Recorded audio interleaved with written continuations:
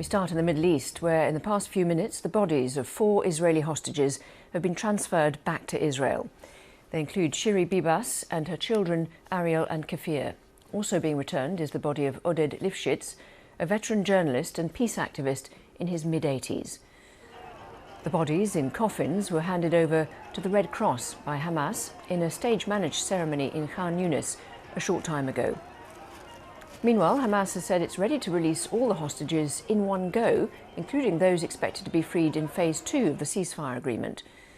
The offer, which would involve more than 60 people, is dependent on a full withdrawal of Israeli forces from Gaza and an agreement for a permanent end to the war. Well, these are live pictures now of Khan Yunis, which is where the ceremony was held a few moments ago, and the crowd starting to disperse there after the Red Cross vehicles set off with the coffins inside them.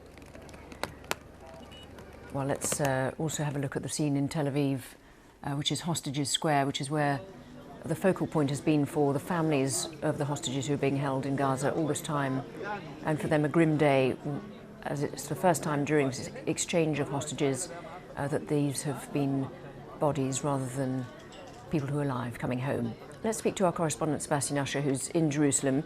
So it's a very sombre day for Israel, isn't it? Yes. I mean, some of the previous handovers we've described as being a bittersweet occasion, where there's been joy at seeing hostages return, all of them alive until now, but also concern over the condition that they've been released in and concern over how they will manage after what they've been through. Today, we have seen nothing of that. We've seen caskets containing 4 of the bodies.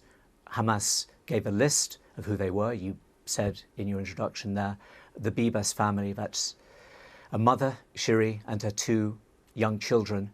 Their faces are on the covers of Israeli newspapers today, one of which the headline reads the pain, the anger and the sorrow, and those are the emotions that are certainly being felt in Israel. And the 4th, as you said, was Oded Lifschitz, who was a peace activist. His wife yesterday on Israeli TV said that she felt that he'd been betrayed by the Palestinians, that he ended up in a coffin after being held hostage in Gaza. The bodies will now be taken by the Red Cross. They'll be handed over to Israel. There'll be a ceremony where a military rabbi will conduct prayers over their caskets, and then they'll be taken to a hospital in Israel where the job, the task of the forensic identification will begin. That could take many hours, and until then the Israeli government isn't formally saying and identifying who the bodies are. But as I say, across all of the Israeli media, across the world media, those names are there. And those 2 young children, those 2 boys are really, and the mother, Shiri, of course, are the 2 most potent symbols in Israel and for many people across the world, both of what happened on October the 7th, 2023 in the Hamas-led attacks on Israel, and since then, the ordeal that the hostages who were taken, around 250, into Gaza, those who've been released, those who remain, and those, as we're now seeing, who died. What has the reaction been, if any, so far to the way this has been carried out? The Red Cross had hoped for what they described as a dignified handover. Tell us a little bit about the way this was handled by Hamas. Yes, I mean, not only dignified, the Red Cross said, but private, and certainly this wasn't private. As we've seen, this is the 7th such handover now. We saw similar choreography as we've seen before. We've seen the serried ranks of Hamas fighters and other armed factions lined up. We've seen crowds behind them. This is staged in Khan Yunis in a place of devastation. Again, a platform which a Red Cross representative came up and went through the formalities that Hamas has insisted on, of signing papers which are then stamped by a Hamas fighter in a mask. Then the bodies, for the first time in coffins, were released. They were taken by fighters to the white ambulances that were waiting for them. Very much stage managed again, and very much trying to send a message. I think the message this time that Hamas and the other factions are trying to send is to put the blame on the Israeli government, and specifically on the Israeli Prime Minister Benjamin Netanyahu. There was a black cloth across the main poster that was behind the platform until almost the ceremony began, if one can call it that. It then was pulled away to reveal a caricature of Mr. Netanyahu with blood and accusing him of being the murderer of these 4 hostages.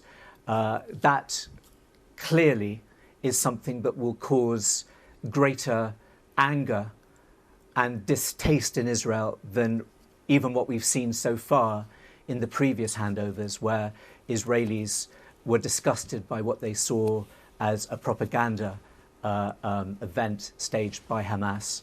Now that these are coffins, and presumably, although this still has to be 100% made clear when the forensic identification has taken place, of 2 tiny children, will only exacerbate that. It is, a day of sorrow. Sebastian Usher, thank you very much indeed for your analysis there. Thank you. I want to speak now to Dr. H.A. Hellier, Senior Associate Fellow at the security think tank RUSI. Thanks very much indeed for being with us. So, a fairly grim milestone on this process of exchanging hostages as part of the ceasefire deal. What's your reaction to the way this latest one has been carried out?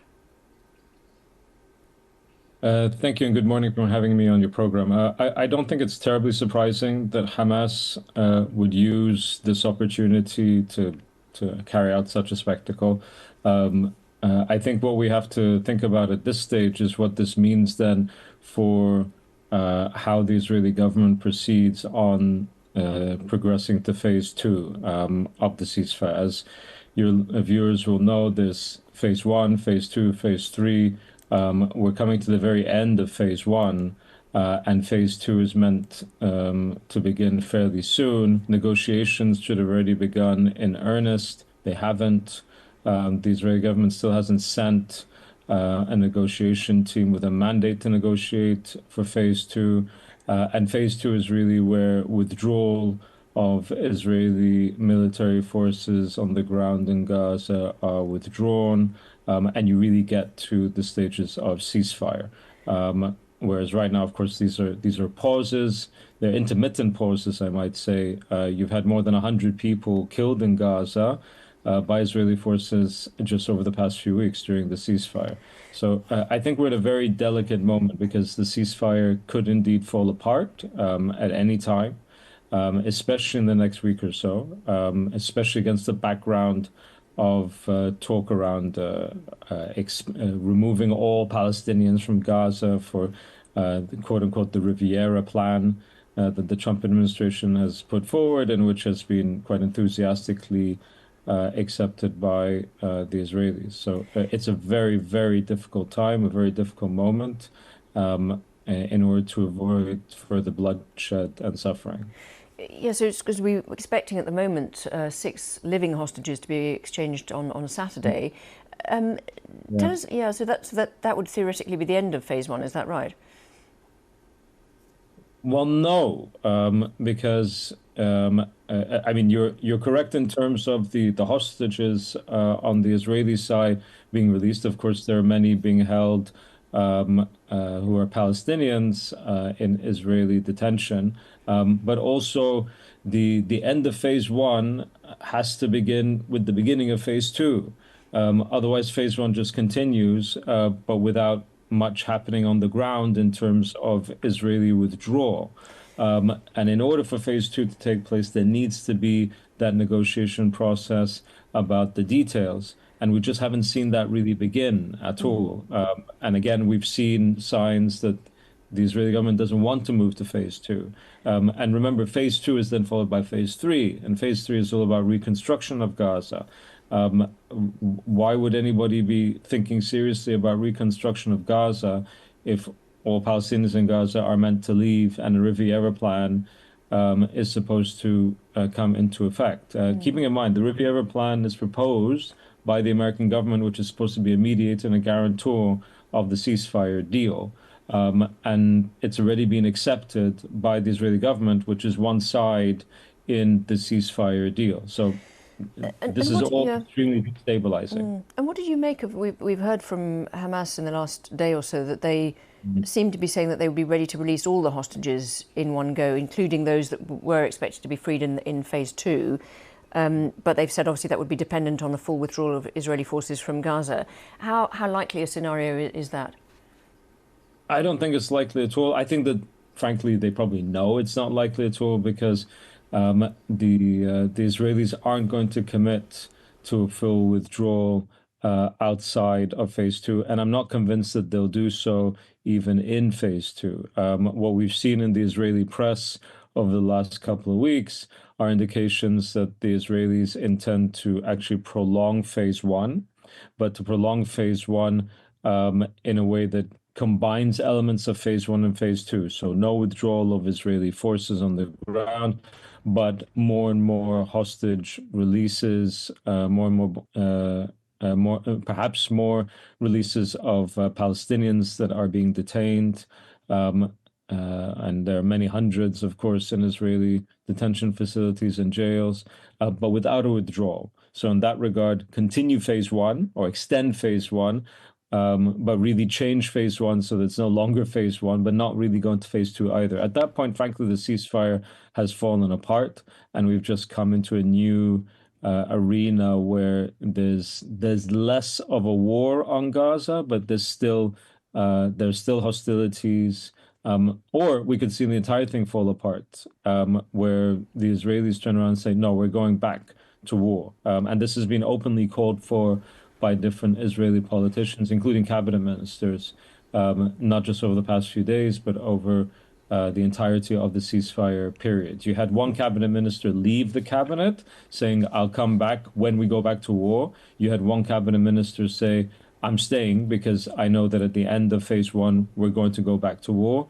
And the Israeli press has been awash with these sorts of things over the past month. So it's a very, very difficult moment, a very delicate one, where we could indeed see the entire thing fall apart. Dr. H.A. Helia, thank you very much indeed for sharing your thoughts on the subject. Thank you.